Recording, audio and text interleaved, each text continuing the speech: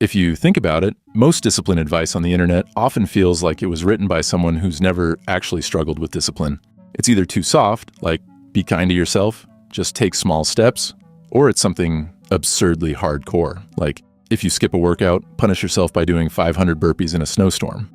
But in reality, none of it actually forces you to be consistent in the long run. The real issue is it's way too easy to not be disciplined. Your brain is wired for immediate comfort, and it's not your fault. It will choose the easiest, least painful option every time unless something forces it to do otherwise. You can promise yourself you'll go to the gym at 6, but if skipping means you get to stay cozy in bed with no consequences, guess what's happening? Exactly. So instead of trying to will yourself into discipline, the easiest fix isn't to become more motivated or mentally strong. It's to make it so annoying and inconvenient to not do the thing that you do it just to escape the discomfort. This is what people miss.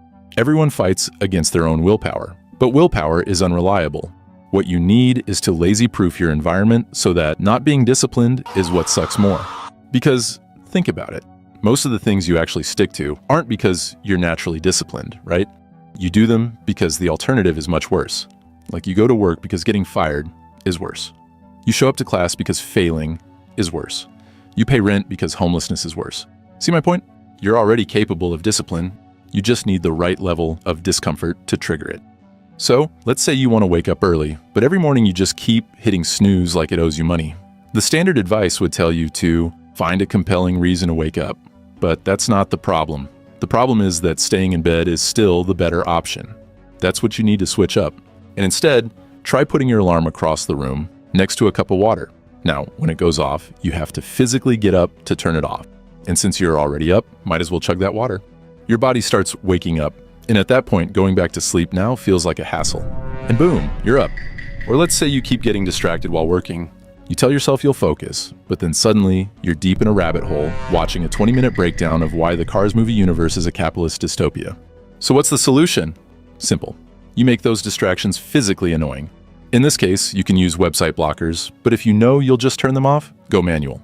Take your phone, shut it down, and leave it in another room. If your laptop is the problem, do the same thing. 90% of the time, you'll get bored of logging back in real fast. Now, physical discomfort is one thing, but financial discomfort? That hits different. People will avoid losing money way more than they'll chase earning it. There's a principle in psychology dedicated to this called loss aversion. For example, if you want to work out consistently but keep skipping, put money on the line. Tell a friend you'll send them $10 every time you miss a session. Suddenly, skipping is not just, oh well, I'll go tomorrow. It's now, I really don't feel like losing $10 over this. And if that doesn't sting enough, make it $50. Or even better, make the punishment worse than just losing money. There are websites that will literally donate your money to organizations you don't even care if you don't follow through. Now, skipping the gym doesn't feel so convenient anymore. The key is making the pain immediate. A lot of people struggle with discipline because the consequences feel far away. You want to skip the gym today? No big deal. But if every time you skip, you lose money right then and there, suddenly, it matters. Another thing is that humans are social creatures. We care what people think, even if we pretend not to. That's why, if you can use that to your advantage, discipline gets way easier. For instance, if you need to finish a project but keep procrastinating, tell someone you respect about it and promise them an update by a certain time. Now, slacking is not simply disappointing yourself, it's flat out embarrassing. Trying to quit a bad habit? Announce it to your family or friend group. Not in a look at me, I'm built different type of way, of course, but in a way that makes backing out feel stupid. There's a reason accountability groups work. Nobody wants to be the one person who failed. There's an experiment where researchers found that simply having someone watch you made you perform better at a task. It's called body doubling. Having someone else in the room while you work, even if they're not doing anything, makes you focus more. If you can't find a real person, join an online co-working session. Your brain will register the presence of others, and suddenly you'll feel pressure to actually do something.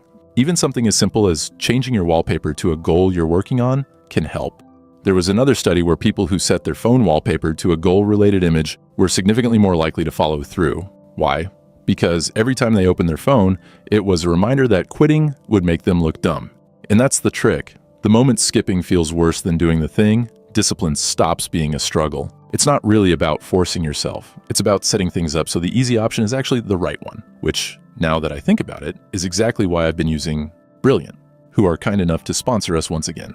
You see, I love using Brilliant because it really helps you get smarter every day. with not one, not two, but thousands of interactive lessons in math, science, programming, data analysis, and even AI. It's like having a personal tutor in your pocket, turning that pointless scroll session into real engaging learning. And the best part? It works because it builds a powerful daily learning habit by making learning feel like a game. You're not just passively watching or memorizing stuff, but you're actively solving problems, which also keeps your brain engaged. That's how I stuck with learning programming instead of saying, I should learn to code someday. And what I mean by that is, Brilliant's programming courses don't just throw a bunch of syntax at you and call it a day. They teach you to think like a programmer, breaking down problems, designing logic, and actually understanding how code works instead of just copying and pasting. And it's not just coding. Their courses cover math, science, AI, and data analysis, which are all designed to make you smarter in a way that actually sticks with you. So if you're ready to swap mindless scrolling for meaningful growth, why not give Brilliant a try? Enjoy everything Brilliant has to offer for free for 30 days and snag 20% off an annual premium subscription. Just visit brilliant.org/someunfilteredguy or scan the QR code on screen.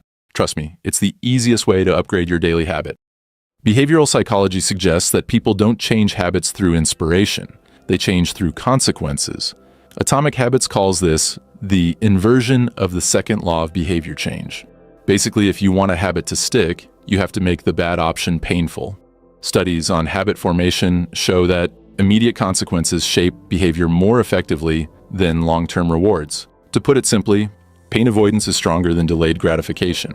There's also a concept called temptation bundling, where you attach a consequence or reward to a habit. This is why tough gym rats who can only watch their favorite romance anime after working out tend to stay consistent. You can apply the same principle by making the thing you want to do the path of least resistance. But even with all this, some people still get overconfident and set punishments that are often too rough. If losing $10 per skipped workout is motivating, great.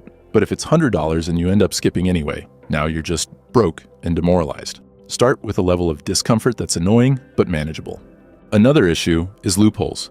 Your brain will look for them. If your alarm is across the room but you start keeping a second pillow so you can just cover your ears, you've outplayed the system. Try to always be smarter than yourself. If you find a way to cheat, adjust the setup so you can't. Though some people worry that this makes discipline feel like punishment or just pure evil pressure. But honestly, so what? I mean, extreme is what gets results. Extreme is what makes you act when you otherwise wouldn't. If your discipline strategy isn't strong enough to override your natural laziness, it's pretty damn useless. And yeah, sometimes you'll just outright refuse to follow your own system. You'll see the consequences coming and still say, screw it. That's normal. But the goal is not perfection. Never. It's just making the right choice easier and the wrong choice harder.